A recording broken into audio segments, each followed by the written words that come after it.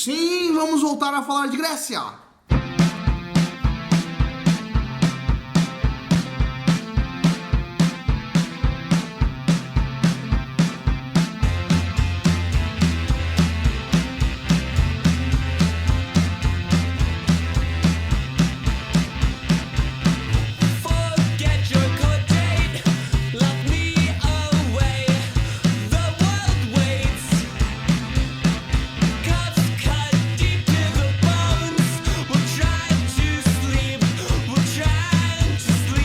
E na videoaula de hoje vamos voltar a falar de Grécia. Se você ainda não viu os outros vídeos sobre Grécia, vai lá, eu vou colocar aqui o link do período minoico, aqui eu vou colocar o link falando do período homérico, e hoje a gente vai falar o período que sucede o período homérico, que é o período arcaico. Bom, o período arcaico, apesar de arcaico significar antigo, né, ele sucede esses dois momentos de formação da história dos gregos, que é o período minoico e que é o período homérico, e que antecede o período clássico, que eu coloquei já também outros dois vídeos sobre o período clássico, um falando sobre Atenas, vou colocar aqui em cima, o outro falando sobre Esparta, vou colocar aqui, né? Vai lá e dá uma olhada se você ainda não assistiu, ou deixa esses dois períodos clássicos para assistir depois desse vídeo se você ainda não viu. Bom, então vamos lá aprender um pouquinho mais sobre isso.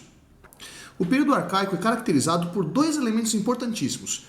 Primeiro, a expansão grega. Segundo, a formação da polis. O que é a polis? A polis é o modelo de cidade-estado grego, onde eu desenvolvo especificamente nos vídeos que eu falei sobre Grécia clássica, que eu já apontei. Mas vamos lá, o que foi a expansão grega? Vamos lembrando que a Grécia não é esse território que a gente conhece hoje, né? A Grécia na antiguidade era um conjunto de pequenos espaços ali espalhados pelaquela região insular ali ao sul da Península Balcânica, a própria Península Balcânica, a região da Ásia Menor, né, a região chamada de Anatólia, né? E nesse momento do período arcaico vai ser o momento onde os gregos vão começar a se espalhar pelo Mediterrâneo e começar a montar colônias no norte da África, na costa sul da França, na Península Ibérica, no entorno do Mar Negro, na Ásia Menor, no Oriente Médio. Então eles vão estar circulando ali por todo o entorno do Mediterrâneo, fazendo ali ocupações diversas e se solidificando como novas sociedades também gregas, apesar de não estarem no território que hoje a gente chama de Grécia. Vamos lembrando aí que os gregos... A noção de grego para ele, a Hélade, como era chamada, era muito mais uma ideia do que o fato do cara ter nascido num determinado território, né? O ser grego estava muito mais ligado à sua cultura, à sua forma de ver o mundo, à sua forma de interpretar o mundo, do que o fato dele ter nascido em algum lugar. Bom, esse espírito grego, esse ser grego, pertencer à Hélade, né, dava ao grego uma conotação bem legal do que é ser grego e o que é o xeno, o não grego, né? Aqueles que eram descendentes dos primeiros conquistadores que vão ocupar os territórios e dar origem a essas novas polis, esses vão ser considerados gregos de verdade e vão ter direito de cidadania. Percebe, inclusive, que a palavra cidadania e a palavra cidade têm a mesma raiz? Isso acontece por quê? Por causa do conceito da polis grega. Só era cidadão o cara que tinha compromisso com a sua polis, né? O cara que nasceu naquela camada, que é responsável pelo território. Se ele não era dessa camada, ele não era cidadão, não era o cara da cidade, da polis. Assim como a palavra polis tem a mesma raiz da palavra política. Só pratica política quem tem responsabilidade com a polis. Só o cidadão pratica política. Hoje a nossa ideia de cidadania e de política está um pouco transformada dessa raiz, mas ainda parte do mesmo princípio. Hoje só é cidadão brasileiro o cara que nasce nesse território, mas também pode ser o sujeito que veio de fora e adquiriu cidadania. Para os gregos não bastava só isso. Se o cara não descendesse daqueles primeiros conquistadores e o que representasse que ele tinha compromisso com a polis, ele era simplesmente um xeno. Não tem uma tradução direta dessa palavra, o máximo que a gente consegue traduzir é estrangeiro. Um negócio interessante, né? Porque muitas famílias de xenos dentro das polis gregas eram mais antigos do que os próprios conquistadores. Pertenciam aos povos que já estavam naqueles territórios antes dos conquistadores gregos chegarem. Bem, esse sujeito que era considerado Xeno, era destinado a ele o que era chamado de trabalho indigno. Porque o trabalho digno era o trabalho do cidadão. E o que era o trabalho digno? O trabalho digno era a política, né, a arte da polis, a administração da polis e a guerra. Por que a guerra e a política, a administração da polis? Né? Porque esses dois trabalhos eram feitos sempre para o coletivo. Não era o trabalho para o indivíduo. Era sempre o trabalho para o nós. A coletividade era extremamente importante para o grego. Por isso a política ser a arte do cidadão, porque a política trata do coletivo, não dos interesses individuais. Se a gente começar a entender isso, a nossa política vai funcionar muito melhor, tá compreendendo? E o Xeno, qual que era o trabalho dele? Era o chamado trabalho indigno, que era praticamente qualquer tipo de trabalho braçal. Artesanato, agricultura, pecuária. Pô, aí você vai falar assim, cara, será que a agricultura não é digno? Tá produzindo alimento, né? Não tem dignidade nisso? Pois é, pro grego não tinha muita dignidade não. Por quê? A comida servia para quê? Para alimentar um indivíduo. E o que é um indivíduo? É um cadáver em espera, né? Em breve todo mundo vai morrer. E a polis? A polis não. A polis é eterna. A polis já existia antes do indivíduo nascer. A polis vai continuar existindo depois que o indivíduo nascer. E o indivíduo? Esse é efêmero, esse é temporário. Esse vai durar um tempo e vai se extinguir num determinado momento. Vai virar a mesma coisa que vira o resto da comida depois que você digeriu. Matéria orgânica em decomposição. E por que teve a expansão grega? Por que os gregos vão se espalhar por tantos territórios?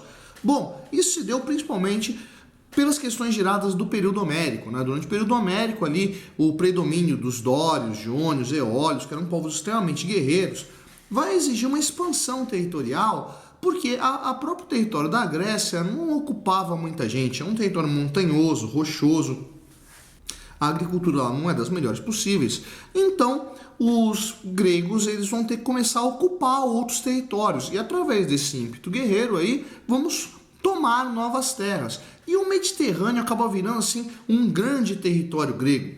Vamos lembrando lá que na cultura grega existia uma tríade de deuses importantíssimos dentro de todo o panteão dos gregos, que era Zeus, Hades e Poseidon, né? Por que esses três são tão importantes dentro de todo aquele conjunto de deuses? Bom, Zeus, aquele que domina tudo que está sob o céu, né? Estamos sob o céu o tempo todo, não é? Hades, o senhor do mundo dos mortos. Bom, mundo dos mortos, todo mundo vai morrer, toda uma hora vai para esse território, tá? E Poseidon, senhor do mar. Vamos lembrando que os gregos, eles surgem numa península e num conjunto de ilhas, ou seja, estão cercados pelo mar o tempo todo.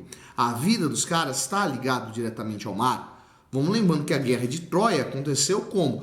Entre um território na Anatólia, Troia, e um conjunto de cidades gregas dentro da Península Balcânica. Como é que os caras foram de um local para o outro? Por mar.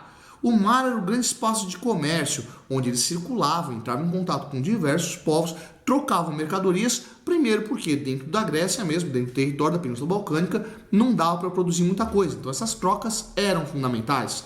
Esse espalhar-se para os outros territórios vai fundar essas comunidades gregas, onde a cultura grega vai ser uma cultura mediterrânea. E é no período arcaico também que a sociedade grega vai ter a sua formatação específica, que vai durar até o final da sua existência, que é uma sociedade de 3 grupos sociais.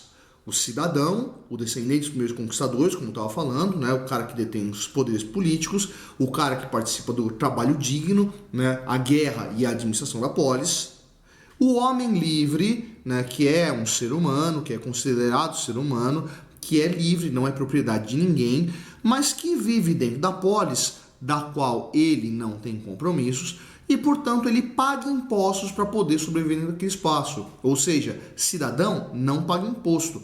Quem sustenta a sobrevivência da polis é esse homem livre, esse estrangeiro que se permite que viva lá, mas que tem que contribuir com o funcionamento da polis. E, por último, o escravo. Bom, o escravo, né, ele não é considerado um ser humano, né?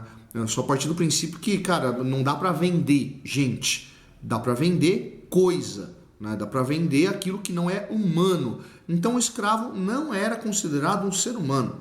Justamente por isso aí ele podia ser comprado, vendido, alugado, né? A forma como isso funcionava vai variar de polis para polis. Nos vídeos, que eu falei, de Atenas e de Esparta, eu estou falando isso de uma forma muito mais clara, né? Mas essa tríade vai existir em qualquer polis grega: cidadão, homem livre e escravo, configurando assim o que é a sociedade da polis.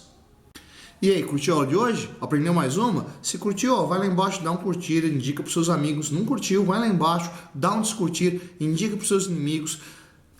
Infelizmente acabou a promoção da prancheta do Suetônio. Se você não participou, né, perdeu a oportunidade de ganhar meu livro, mas se você ainda quiser comprar, o livro está lá, eu vou botar o link em cima do livro para você clicar. E se quiser comprá-lo, vai lá, procura O Sangue e o Sonho, onde eu estou falando sobre a imagem do vampiro entre o romantismo e o expressionismo alemão.